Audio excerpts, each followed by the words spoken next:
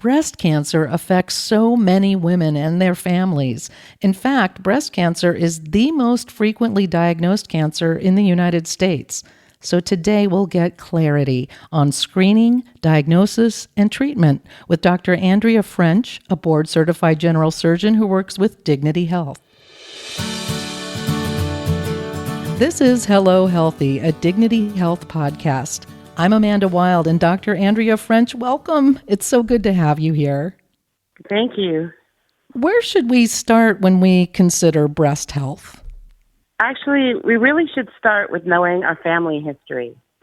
So if you come from a family that has significant breast cancer, ovarian, or uterine cancer, it is really important to know what your risk is. The second place that you would go is understanding and knowing your physical exam and knowing your breast and being able to identify changes in them that occur that are concerning. Now, sometimes people's breasts are so dense, it's lumpy and bumpy and really hard to tell. Do you still recommend breast self-exams for people like that? I do recommend breast self-exams because masses alone are not the only changes in the breast that can occur with cancer. Other changes that occur that are very concerning are nipple retraction. So if your nipple begins to go into the breast and it wasn't like that before, that's very concerning. You can have skin dimpling. So like the dimples in your cheeks, if all of a sudden you look at your breast and you have a dimple in your breast that wasn't there before, that's another sign of breast cancer. Now, breasts can have multiple forms of discharge, but the one that we find that's concerning is bloody nipple discharge or chocolatey nipple discharge, because 5% of those patients are presenting with breast cancer as well. The other thing that you can see is the skin changes of the breast. So if the breast looks like a peel of an orange, not orange, but the knobbly dimpled part, and usually it's associated with red, that's another sign of breast cancer. So although masses are important and should be monitored, they are not the only signs of breast cancer that we're looking for when we do a self-exam. So you really should know your breast from the time you are developing until you get your first mammogram and beyond. Absolutely, because breast cancers are presenting at younger ages, and mammograms are only initiated at the age of 40 because that's when their sensitivity and accuracy becomes viable. So you have from the age of 10 to the age of 40 where your only defense against changes in your breasts are physical exam.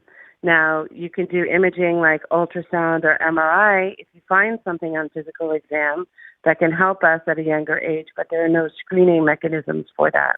So if you are under the age of 40 and you have any of the symptoms you described, you should see your doctor, and there are other sort of screening processes you can go through. Absolutely. If there are any changes in your breast, you should go see your primary care physician and explain the issues.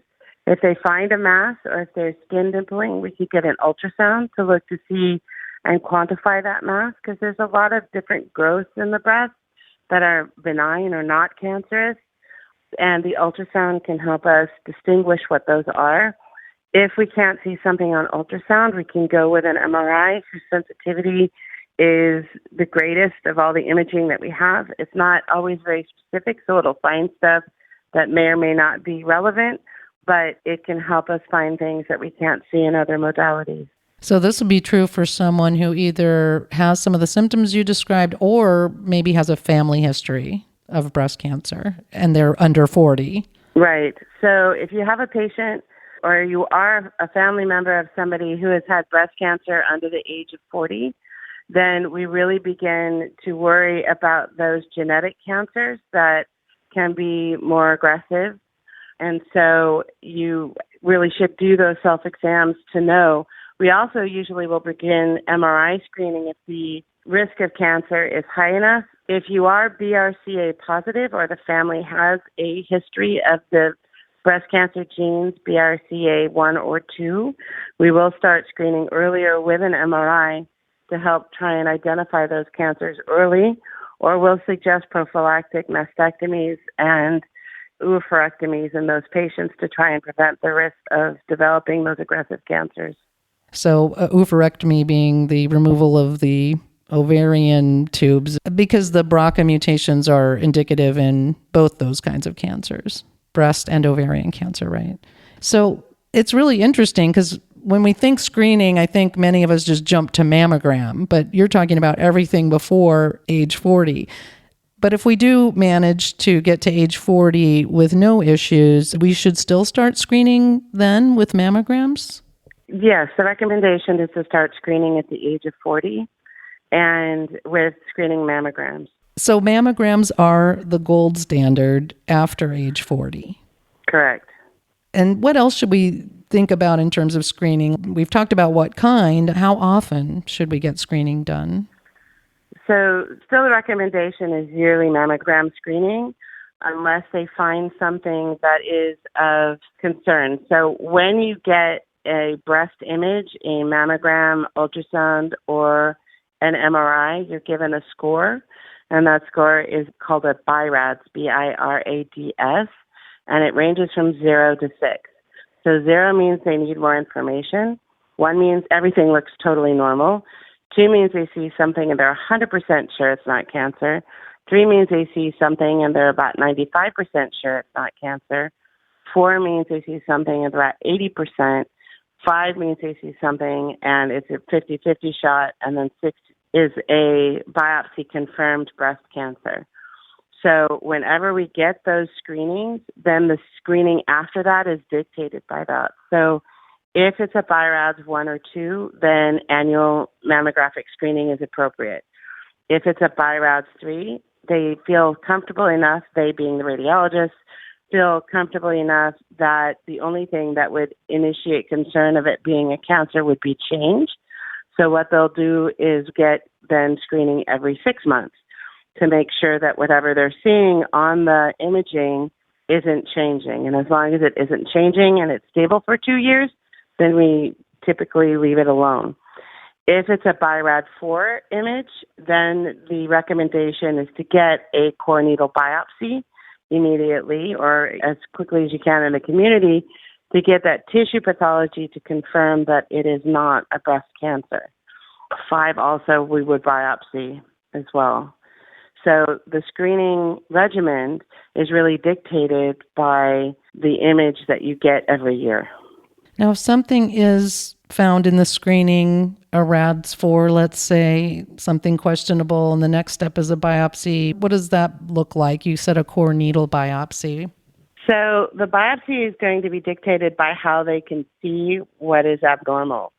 So if they can see the lesion or calcifications on mammogram, but they can't see it on ultrasound, then you get what's called a stereotactic biopsy, which is where they actually do the core needle biopsy under mammogram.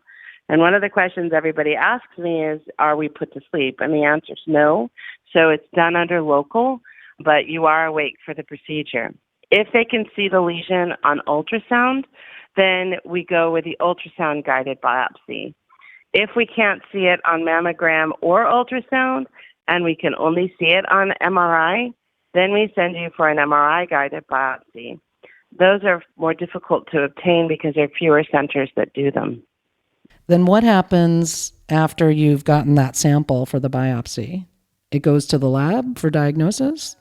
It goes to the pathologist. So the pathologist will get that specimen and they will evaluate it under the microscope and with stains to determine what exactly that lesion is. And the one thing about the breast is it's made up of a lot of different types of cells. So you have the lobules that make milk, you have the ducts that carry milk, and then you have the other cells that are within the breast that help create the structure. So you can get breast cancer from any of the cells that are in the breast, and they're all considered breast cancer. So the pathology is extremely important because we want to know if it is a cancer, what is it coming from, what is its receptor status. If it's benign, is it something that we need to take out anyway, just because it carries a higher risk of malignant cells being close to it, or if it's completely benign and we feel safe leaving it alone. All of that information is given to us with the pathology report. I was going to ask you, if you're diagnosed with breast cancer, what are the range of treatments? So the range begins with maybe we end up doing nothing. Not with breast cancer. So cancer is a malignancy. That's what we need to treat. If it's not cancer or it's benign, we may do nothing. So if it's something like a fibroadenoma, so there are masses that we can feel in the breast that can be really large, and often in young women, including teenagers, that are called fibroadenomas. And these are benign, non-cancerous, non-life-threatening lesions in the breast and don't have to come out unless the patient is having symptoms or issues related to it. But if it's a breast cancer, it has to be treated. And you were saying there's all different kinds of cells and different kinds of breast cancers. So what are treatments available for these different kinds of cancers?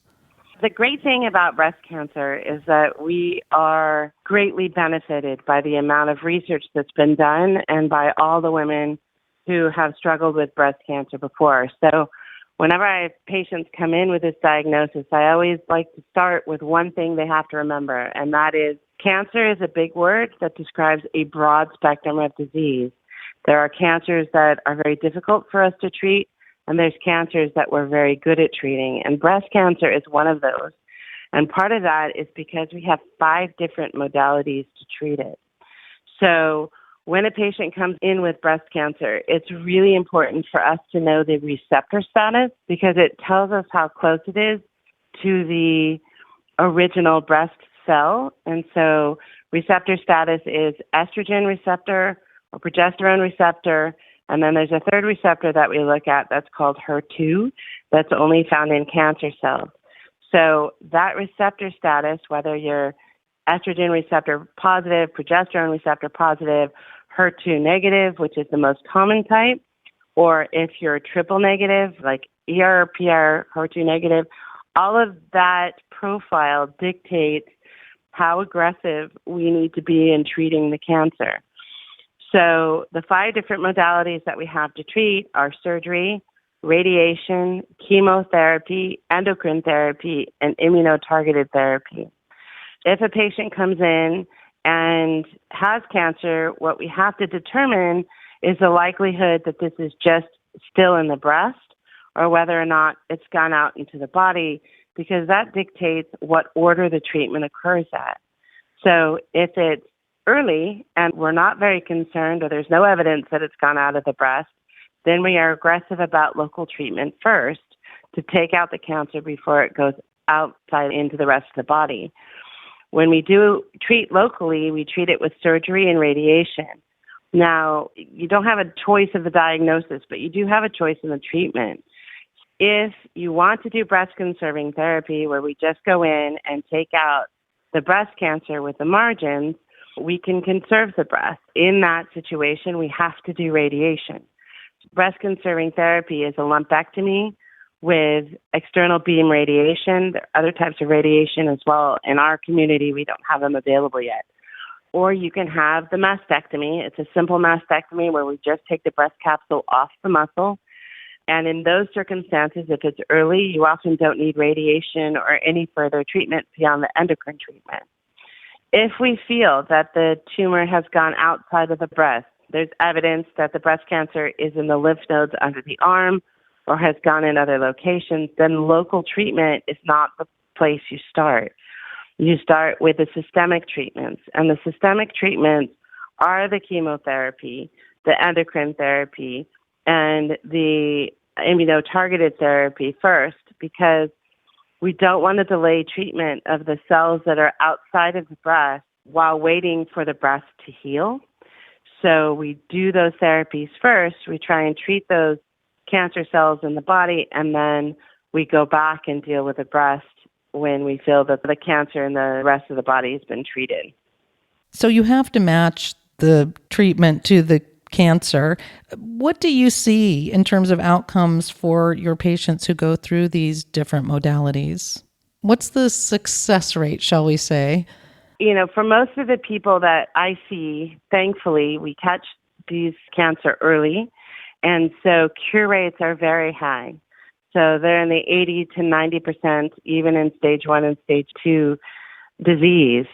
So our success rate at treating patients is excellent. Even in patients that I've seen who've come in with stage 4 disease, where there's cancer found in other parts of the body, I've had patients 10 years out present to my office living their normal life and treating the disease more as a long-term diagnosis than a timestamp on your foot.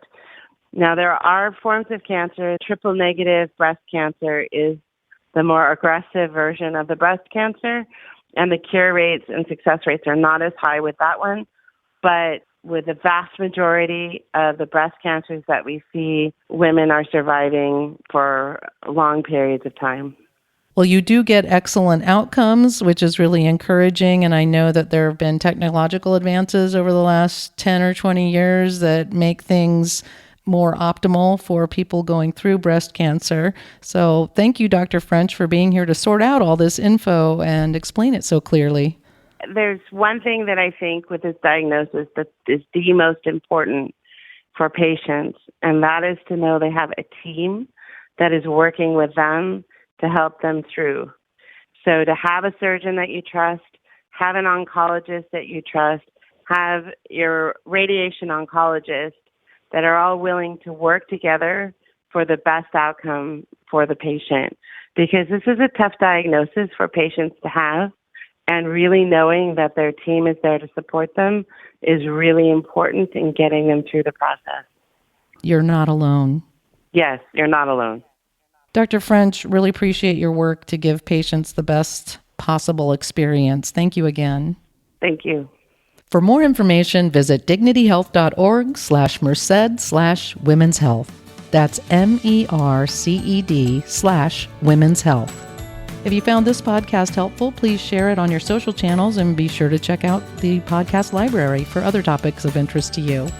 Thanks for listening to Hello Healthy, a Dignity Health podcast. I'm Amanda Wild. Be well.